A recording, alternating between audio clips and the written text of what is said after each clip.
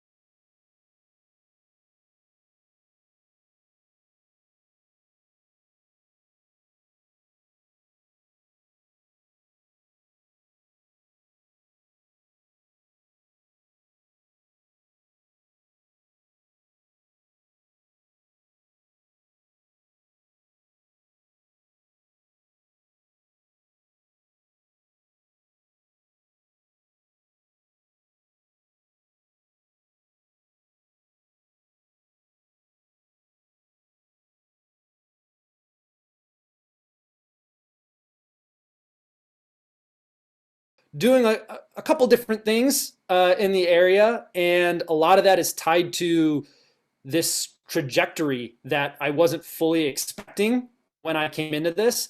Um, in high school, I was a DJ and I was a producer, and I made, I DJ'd, high school parties, but I also DJ'd weddings, and I also produced music for cheerleading teams, but I produced music for local up and coming hip hop artists and rap artists, and that was my passion, was doing music and doing artistic endeavors.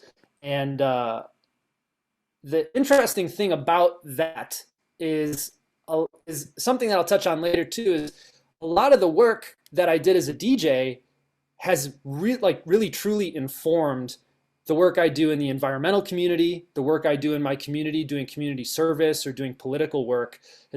A lot of those skill sets you don't realize when you're doing work early on, like sort of odd jobs, or you might be following your passion temporarily because you have the time or the ability, and you want to take that further just to see what could come from it. But when I looked back and had to create a resume coming out of college, I was like, whoa, I have all of these people skills, being able to negotiate all of these contracts, and get paid from folks, and demonstrate my value. And the other thing is, like, as a DJ, reading situations and understanding what makes people motivated, either to get on the dance floor or to get off the dance floor to go get a drink or go get some food.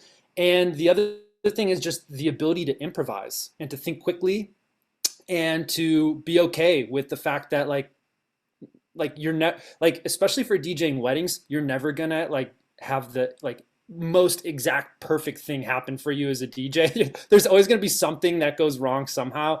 And so it was sort of like being able to think quickly, but also being totally okay with the fact that, like, as long as I show up and do my best, and I'm in service of others and really really thoughtful in that way, it yielded a lot of benefits for me, and I didn't have to like live in this fear or live in this stress that I wasn't going to do a good job.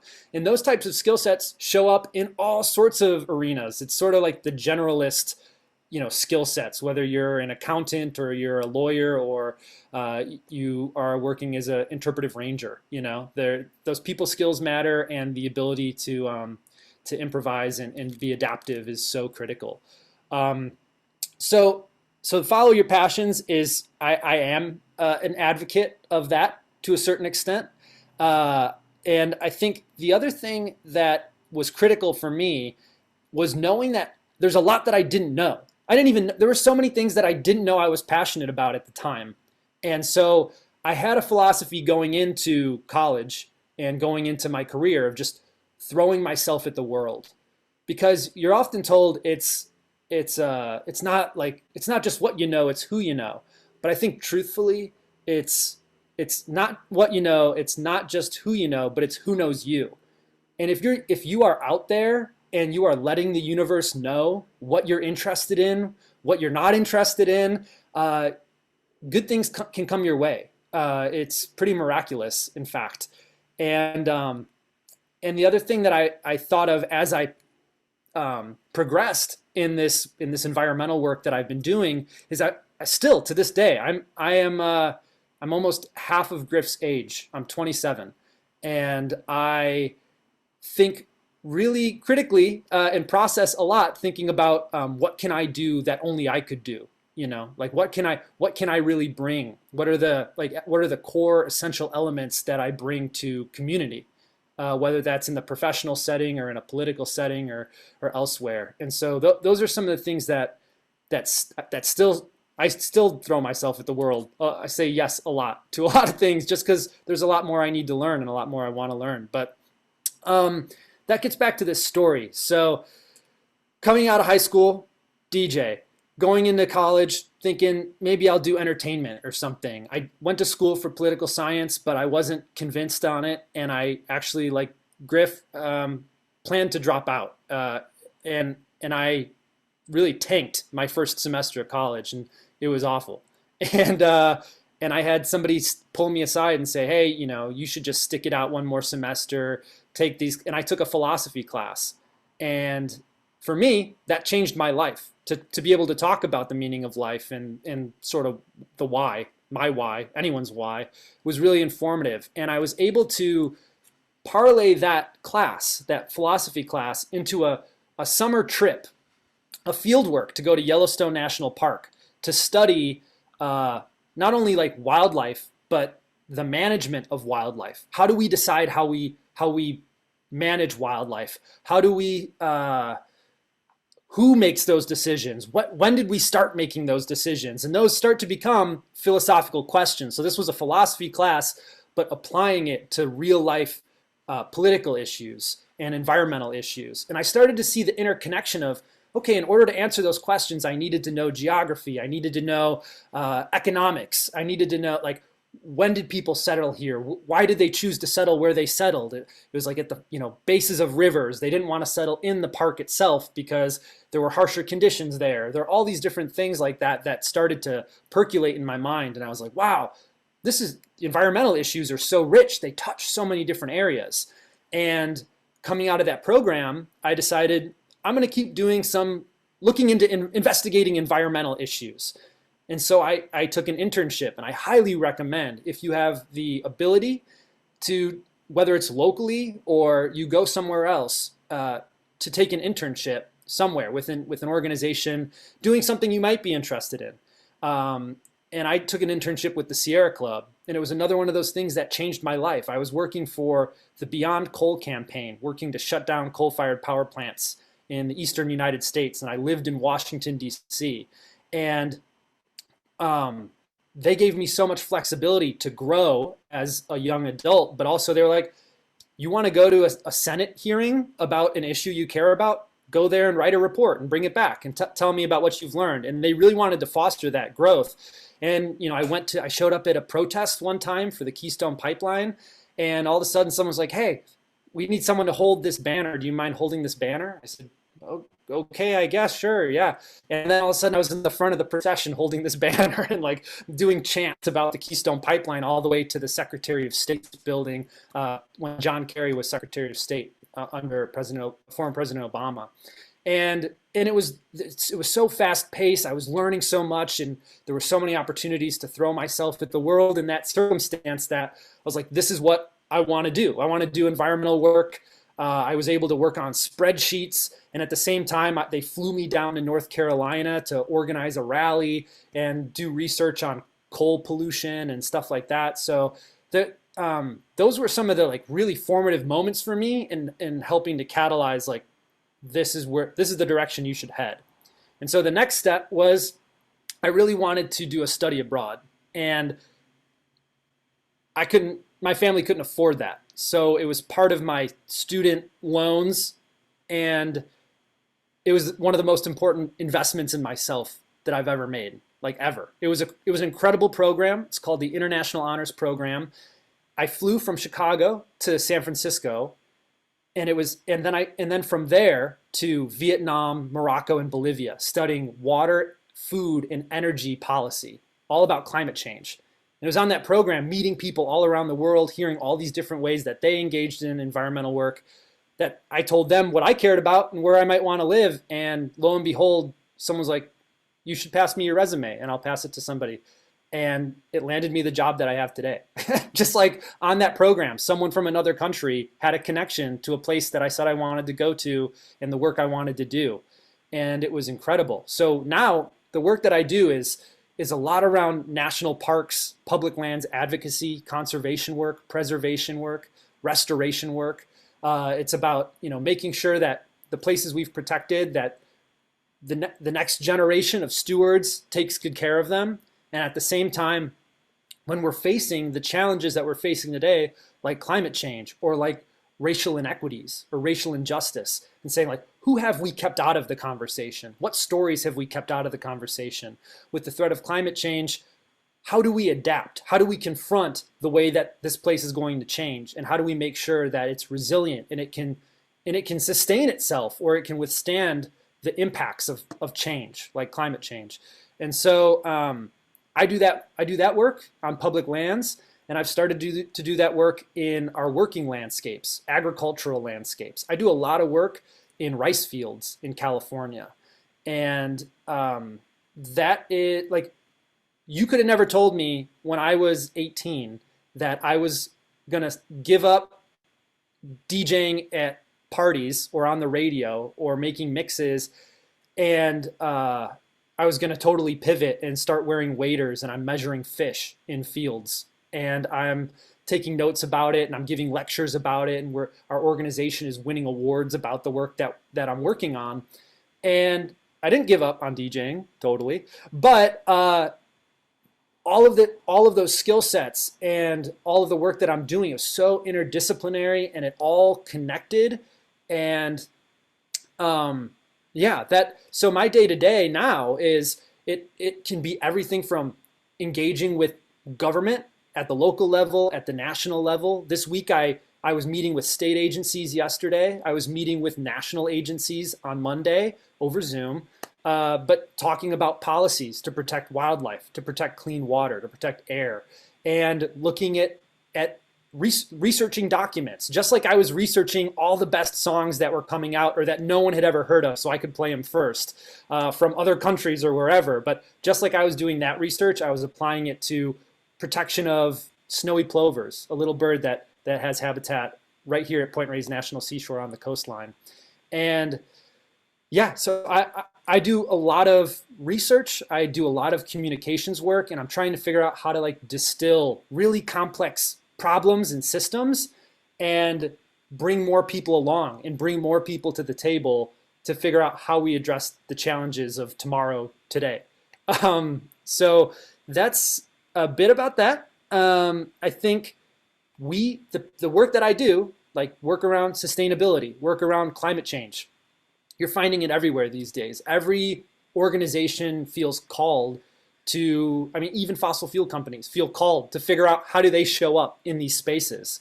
So I have friends who do climate change work, water quality work, whether it's science or policy or practice. So like the actual data gathering or creating rules and systems that we all live by to have, good science and to like keep things as clean as we can, to like, how do you actually implement those policies on the ground and have people that work in the parks where Griff works that are trying to, save trees. Like all of those, there's so much there. And then there are people advocating from nonprofit organizations or, other groups, community groups at each of those stages, at the science level, at the policy level, at the practice, the implementation level. And so that is, there are folks everywhere. It's a growing field. I think Griff raised some great practical issues that you have to think about in terms of salary, in terms of benefits, not just like healthcare and dental, but also, yes, retirement, about leave, the ability to take care of your family, the ability to take care of your own mental well-being, your own mental and physical health. All of those things are important to think about. And part of it is also negotiating, being able to communicate what your needs are. And like that's something that I think we all learn over time, and I'm still learning how to do it too. And it's sort of like negotiating a salary. But yeah, the final thing I'd say is that there's some interesting challenges I've encountered.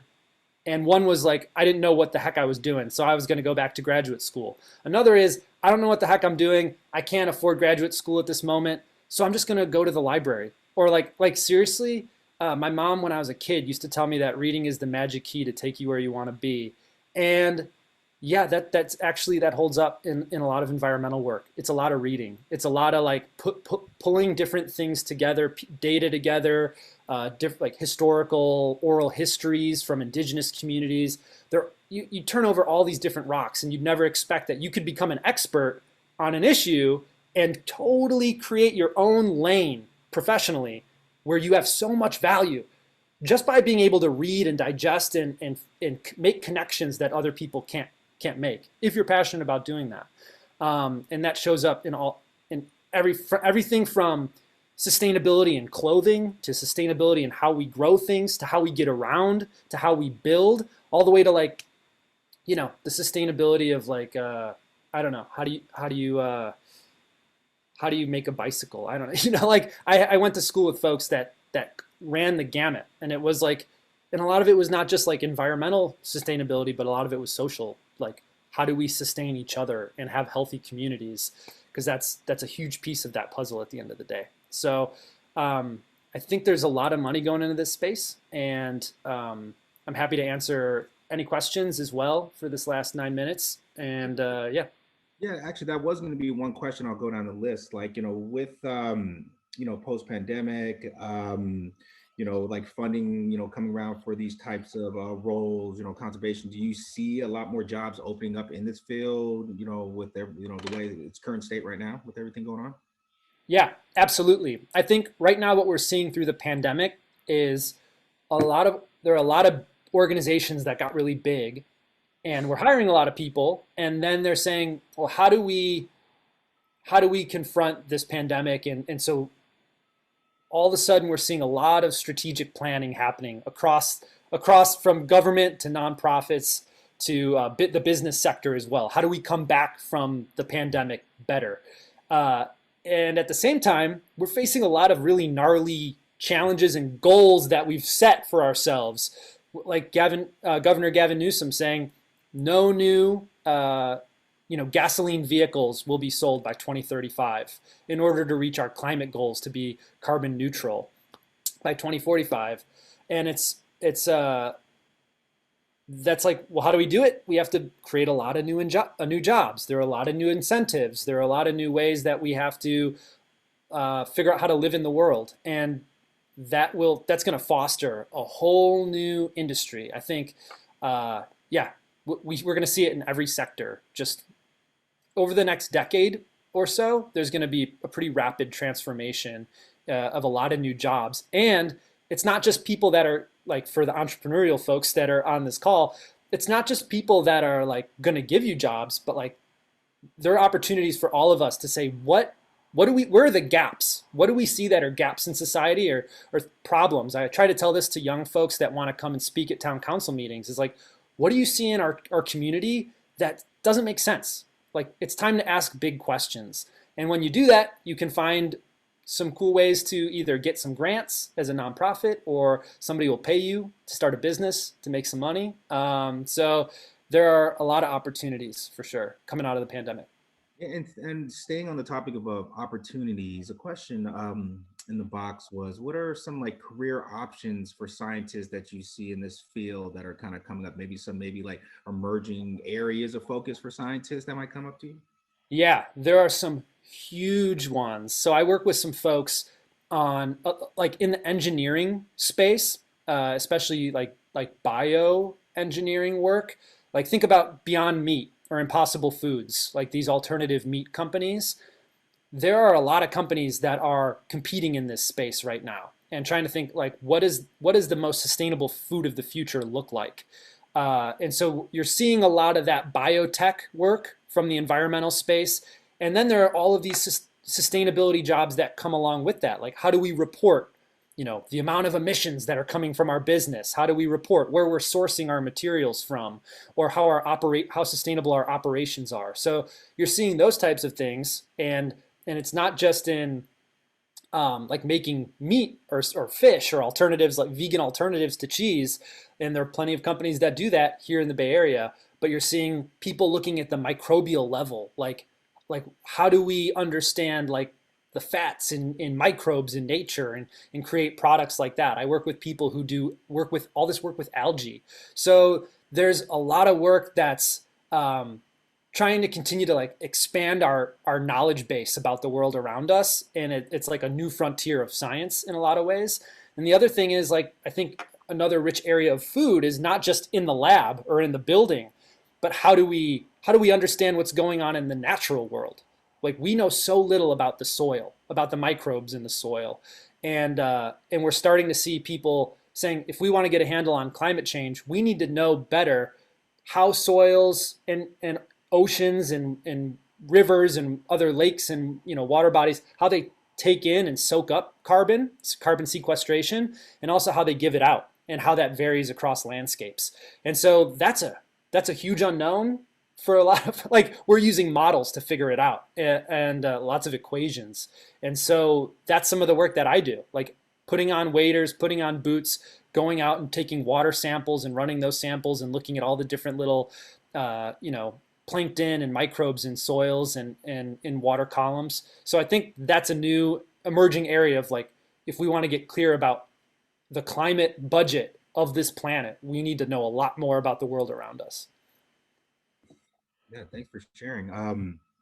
So it goes kind of leads back into like what you were saying. Your background. You start off as a DJ, and then bam, now you're doing all of this, right? So what? So why nature? What called out to you? You went from DJ, and there's a lot of you're talking about like the research and music, some of the transferable skills, but then you still ended up like in nature in this space. So like, how did that come to be? Yeah, it is still kind of hard to forecast. Like I have no idea where I'm going to be in 5 years, right? But I try to make some plans, and I'm open to seeing how they sort of navigate. Like it's never really a straight line. It's only straight line when you look backwards. But I think one of the things that occurred is every time I learned about a new system and the problems in that system and the challenges in that system. Like being a DJ, it's like it's kind of a challenge to get up in front of people and be confident enough to say like I'm gonna make you all dance. The same way like a comedian or an actor is like I'm gonna make something move in you or I'm gonna make you laugh. But like so I really like big challenges and to go into systems and say like, whoa, like we haven't figured this out, but like literally humanity depends on this, or like how am I not gonna tell my child, my future child, or my future family, like I had the opportunity to do everything I could, and I didn't do it. Like I want to be able to say I could do everything I could do. I applied all of my skills and my knowledge to helping in my little way uh, move the needle on this huge issue. And so every time I learned about new problems, new wicked problems that were so hard to get our arms around, I was like, yeah, that fascinates me. I want to do it. And there are two big areas, like how we treat each other and how we live in community is a huge way that happens. And a lot of that's predicated on like who has power over how we share resources and how we plan around resource allocation. And so it's all environmental from that perspective. And so there's a lot of ways to get motivated and get excited about environmental work for me. And staying on environmental work, this is an interesting question. Environmental pharmacology how does that fit into environmental science? Is it becoming more popular? That is a good question that I don't have the answer to on either front. So, Oh but I no, could, yeah, go ahead. but I could follow up too. Okay. Yeah, that's what I was asking. I was like, wow, that's a question. Okay, yeah. So yeah, we'll both put our heads together and we'll follow up because I'm like, yeah, I'm kind of interested. I'm gonna have to thanks for that question. And last question, I'm gonna combine the two together. So your day to day, it sounds like a lot of advocacy work. Is a lot of like presentations you're doing? Is it like working with groups and meetings to kind of establish like different parameters or documentation for something to occur? But just what does that look like on your day to day? And do you? Someone asked, do you DJ on the side? So I am just starting to. I'll answer the second one first. Just starting to reclaim my DJ powers and get back into it, and some music production, and then the other bit is wait, could you remind me of that first question? Sorry. Sure. So like your day to day. Oh yeah. So day to day, yes. It's a lot, unfortunately, a lot of emails, but a lot of networking and connecting because like we're trying to build coalitions because that's the only way we're gonna like tackle these huge issues. And so it's a lot of calling different organizations, different community members, a lot of research and writing. It's all communications, and even when it's presentations, even when it's you're in a negotiation with an agent like a government agency, it's all trying to figure out how do we align and how do we figure out where our core shared values are. And so it's a lot of communication skills and a lot of people skills. And I do a lot of research and writing. And I also do, lately, it's been a lot of like deep thinking and like, and a lot of reading and understanding what other people are saying and trying to like clarify it for my organization, but also for members of the public, because we do have to raise funds as a nonprofit, and so do a lot of fundraising. And I think those are probably the biggest things. I mean, I do spend a lot of time, like the science, the applied pieces of it. I've spent a fair amount of time either in national parks or on farms walking on my work, as we call it, you know. And there's nothing more special than being able to walk on your work too, and like be out there in nature and really soaking in the magnificence of these really complex systems. Well, that we're gonna close it at that. I appreciate it, Chance. You shouldn't have been a DJ. You should have been a rapper, because there's a name out there you could have used, but it's you snooze, you lose. But no, Chance, thanks a lot for taking time to check in with us. And then yeah, no, thank you so much. A lot of great information. And Sita, yeah, please close us off. Oh yeah, thank you so much, Chance, for taking time this afternoon to speak to our students, our job seekers, and our educators. And it was a huge contribution, and I found a lot of value in it personally, so I'm sure they did too. And it's really good to meet you. So thanks so much, and we really appreciate your time. Thank you. Yeah, and for the students, I'm going to hang out here if you have any questions. Otherwise, everybody else can take off and have dinner.